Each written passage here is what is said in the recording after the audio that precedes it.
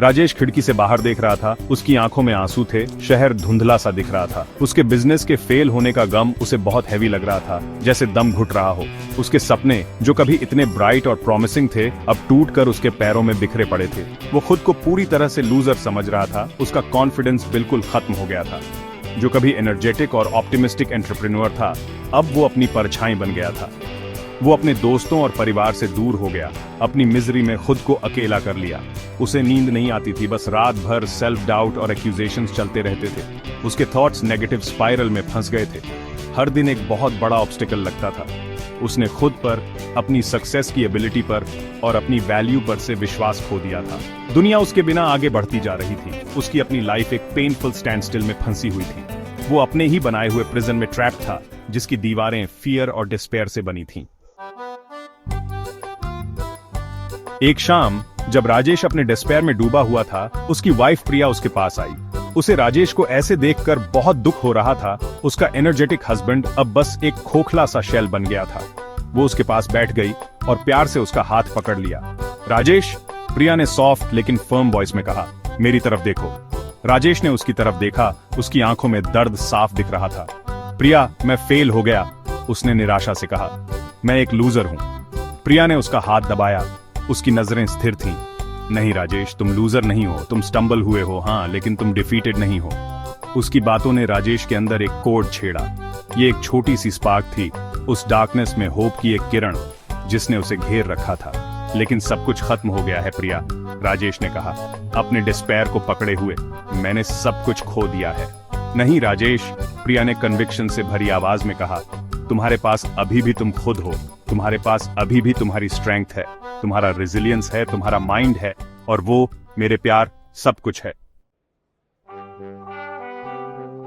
प्रिया की बातों ने राजेश के अंदर डिटर्मिनेशन की एक चिंगारी जगाई। उसे समझ आने लगा कि सेटबैक तो लगा है, लेकिन उसकी लाइफ खत्म नहीं हुई है। उसने छोटे छोटे स्टेप्स लेना शुरू किए, अपने कॉन्फिडेंस को वापस पाने के लिए बेबी स्टेप्स। उसने फिर से एक्सरसाइज करना शुरू किया, अपनी फिजिकल स्ट्रेंथ के साथ साथ मेंटल स्ट्रेंथ को भी वापस पाते हुए। उसने अपनी मिस्टेक्स से सीखने की कोशिश की, एनालाइज किया कि कहां गलती हुई और डिसाइड किया कि नेक्स्ट टाइम बेटर करेगा। उसने मेंटर्स और एडवाइजर्स से हेल्प ली, उनका गाइडेंस और सपोर्ट मांगा। उसने फिर से नेटवर्किंग शुरू की, इंडस्ट्री इवेंट्स में जाने लगा और अपने ओल्ड कॉलीग्स से रिकनेक्ट किया। ये जर्नी इजी नहीं था। कई बार डाउट वापस आ जाता था, उसे फिर से डिस्पेयर में धकेलने की कोशिश करता था।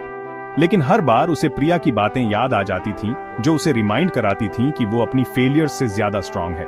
वो अपनी सक्सेस को विजुअलाइज करता था, पॉजिटिव एफर्मेशन से अपने डिटर्मिनेशन को फ्यूल करता था। धीरे धीरे राजेश ने अपनी लाइफ को रीबिल्ड करना शुरू कर दिया। उसने एक नया वेंचर स्टार्ट किया, इस बार अपनी पास्ट मिस्टेक्स से सीख लेकर। उसने रिन्यूड पैशन और डेडिकेशन के साथ काम किया। खुद पर उसका बिलीफ पहले से कहीं ज्यादा स्ट्रांग था। उसका पॉजिटिव एटीट्यूड और अनवेवरिंग डिटर्मिनेशन इन्फेक्शियस था। उसके आसपास के लोगों को इंस्पायर करता था। उसका नया वेंचर फ्लरिश हुआ उसकी एक्सपेक्टेशन से भी ज्यादा। ये सिर्फ बिजनेस सक्सेस नहीं थी, ये ह्यूमन स्पिरिट की पावर का सबूत थी, एडवर्सिटी पर माइंड की रिसाउंडिंग विक्ट्री। राजेश ने न सिर्फ अपना बिजनेस रिबिल्ड किया, बल्कि खुद को भी रिबिल्ड किया, डिफीट की एशेस से और भी स्ट्रांग और रेजिलिएंट बनकर उभरा। राजेश की कहानी एक पावरफुल रिमाइंडर है कि हमारा माइंड हमारा सबसे पावरफुल टूल है।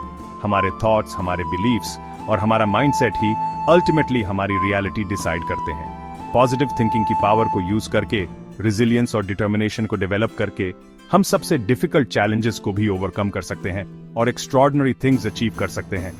याद रखें, माइंड का पोटेंशियल लिमिटलेस है और हम सब में ग्रेटनेस अचीव करने की पावर है।